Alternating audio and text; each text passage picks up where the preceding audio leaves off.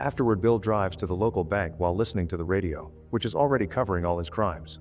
Once he makes it to the bank, he parks horribly and immediately opens fire on the upcoming guard before going inside.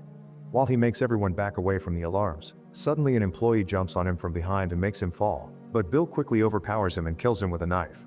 In the outskirts of Oregon, Bill stops his car and changes his clothes to burn them while remembering all the violence he just went through. This started 2 days ago. Bill is a 23-year-old guy living with his hardworking parents. He's in a constant state of anger and frustration, caused by his obsessive consumption of depressive news about the state of the world and videos from edgy influencers. To burn through this frustration, Bill punches a bag, lifts weights, or plays darts in his room. When he's in front of his parents, Bill pretends to be a chill dude. One morning, things get difficult when Bill's parents inform it's about time for him to move out of the house. Bill snaps as he spills the juice, reminding his parents that the deal consisted of him living with them until he had enough saved money for his post-education because he wants to do this on his own. His father points out some of that money could go to rent, and Bill accuses him of guilt tripping.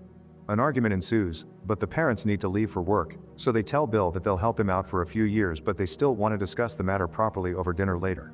Afterward, Bill drives downtown and goes to a coffee shop, where he orders a double espresso macchiato with extra foam. The barista finishes the order quickly, but Bill is disappointed by what he sees, claiming it isn't a macchiato because it doesn't have foam. An argument ensues and Bill returns the coffee while asking for his money back, but the barista thinks he's an idiot and refuses to return the money. Bill storms off only to return a second later and takes some stuff from the counter before leaving again, so the barista uses the chance to throw a roll at his head. Moments later, Bill is at work in a garage fixing a van. Suddenly his boss shows up and points out his lunchtime is over, so he should be working on cars instead of wasting time on the van. Bill asks him to treat his best worker better and asks for a raise, but his boss tells him off. Bill has no choice but to work with the cars, but first he leaves a mysterious bag inside the van. After work, Bill meets his only friend Evan, a rebel influencer who makes videos about opposing social norms and complaining about the system. Evan gives Bill 2 packages and asks him to stop sending stuff to his house because his father doesn't like it. He also wants to know what's in the packages, but Bill just says it's a surprise. Then Bill decides they're grabbing a bite at the chicken den, although Evan doesn't approve of the company because he believes in animal rights and orders a salad. Once they have their food, the boys eat while discussing their upcoming paintball game and are interrupted when the employee comes by to pick up the tray. She ends up accidentally spilling their meals on them, and at first the guys laugh, but while she cleans, they demand an apology and their money back. The employee says she'll redo their orders, but she can't return the money, causing Bill to ask for the manager until Evan calms him down. After their new order arrives, they eat while watching people on the street, which inspires a rant from Evan about overpopulation, the destruction of natural resources, contamination, and people's obsession with money. Bill responds that Evan's too pessimistic and that he's all talk but no action. Later, when Bill returns home, his parents are waiting for him to have a serious talk. They're a bit angry because Bill hasn't called and missed dinner, so he apologizes and promises they'll have the talk in the morning because he'll have exciting news then. Afterward, Bill goes to his room, where he reads books and magazines related to the world's problems while hearing the news on the radio, which also talks about violence. Bill keeps picturing all those crimes in his head and eventually abandons reading to open his packages instead. It turns out he's ordered a full bulletproof armor and he starts putting it together while listening to Evan's latest video, during which he talks about the world needing people who actually stand up and believe in action. Bill makes fun of him, calling him precious. After finishing working on the armor and some wires, Bill also prints a bunch of fake money. Next, he films a video of his own, still making fun of Evan for thinking people are equal and not doing anything. The next morning, Bill works out harder than ever before joining his parents for breakfast. Bill suddenly informs them that today he's going to be proactive. He took the day off from work so he could stay home and fill out college applications, hoping to study mechanical engineering. The parents are shocked to hear this but also very proud and show great support for their son's decision. Afterward, Bill gathers his things as glimpses of his video are shown, during which he says that unlike Evan, he's going to take action. His things include not only the armor but also lots of weapons that Bill puts together with ease. When he's done, he looks like a SWAT team agent, and he can't help admiring himself in the mirror while his mind keeps running through all the horrible news in Evan's speech. It's also revealed that his video shows Bill saying balance is created by survival of the fittest, so he'll kill every person that is using recourses but their existence isn't beneficial for society, like cancer patients. Then Bill leaves in his car, but he stops in the middle of the road to change into a different vehicle that doesn't have a license plate. While he drives, Bill keeps on remembering everything Eva, his parents, and the news said to him, which keeps him motivated. Eventually, he makes it to the middle of the town, where he can see the van he had been working on parked nearby. Using a wireless device, he starts and drives the van, almost hitting people and other cars in the process. He guides the van toward the police station and makes it crash into the building, destroying the reception and hurting a few officers. The cops that are still standing check the back of the van and are shocked to find a bomb that Bill immediately detonates, causing the whole station to explode. This will keep the cops busy for a while and Bill can continue with his plan. Next, Bill stops the car on a busy avenue and gets out to shoot at a driver, causing them to crash. Then he starts shooting at random people on the street, which causes major chaos as everyone screams and runs away. Car and shop alarms begin ringing all over the place as Bill continues to kill people, and eventually 2 cops arrive to stop him. However, their bullets can't do anything to the armor and Bill kills them too. Afterward, he returns to the main avenue to keep on shooting people without mercy, only stopping if he needs to reload. He even asks a woman if she's scared before killing her too. The massacre continues for several minutes, and by then Bill has started to enter stores too. After killing everyone at a diner, he goes to the cafe with the barista that told him off and asks for the same order.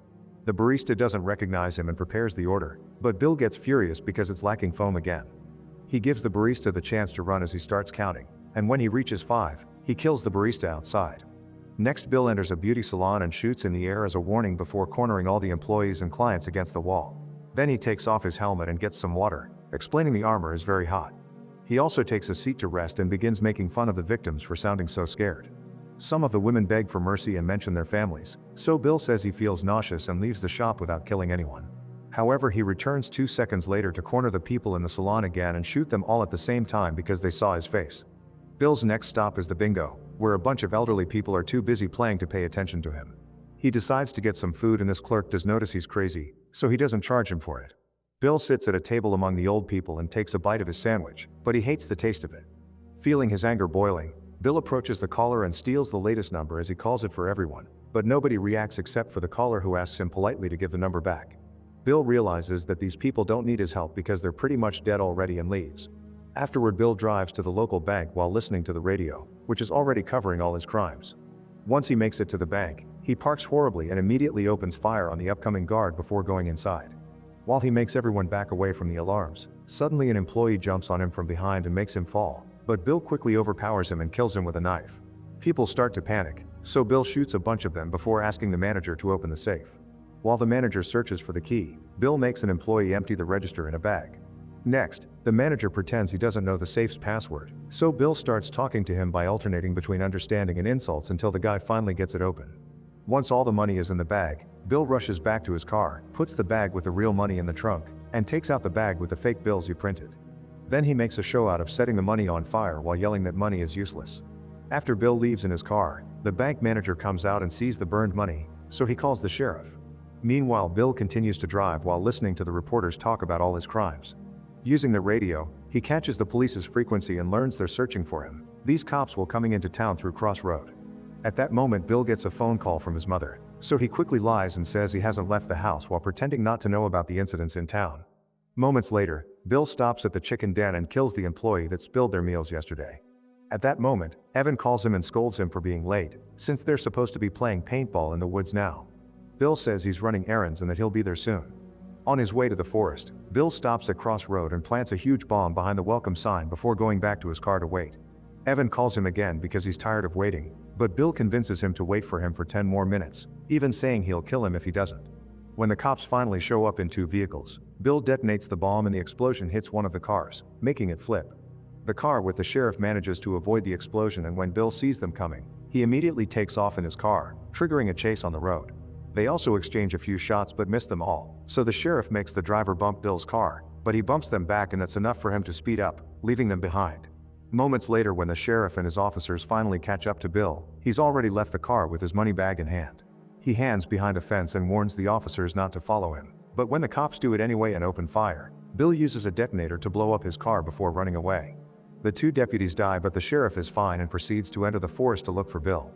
It only takes him a few moments to get lost, and when he's distracted, Bill appears behind him and stabs him.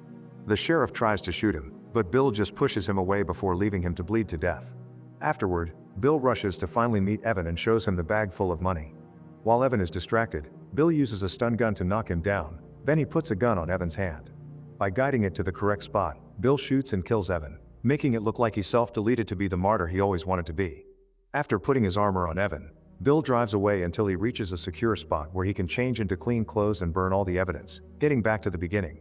Then he puts on clean clothes and goes home, where he rests on the couch and watches the news. At that moment, his parents arrive and think he's been here all day. The reporter on TV announces the police have found Evan and confirms he was behind the massacre, so Bill tells his parents Evan was his only friend. Feeling bad for their son, they decide not to ask him about the college applications and share a hug. After Bill goes to bed, the parents agree they'll have to send Bill to a psychologist because he's bottling his grief up. In his bedroom, Bill begins packing all the money into a suitcase while seeing on TV that Evan's father is being arrested. The man used to be a radical protester in the 60s and has always been anti-government, so they suspect he was behind Evan's actions. On the screen, Evan's dad screams Bill did all this, but nobody believes him, so Bill escapes his home without trouble. 2 years after the massacre, Bill's video appears online. He explains that there's no chance to survive and begins ranting about the need to kill people to save natural resources, saying he'll do population control for the sake of humanity.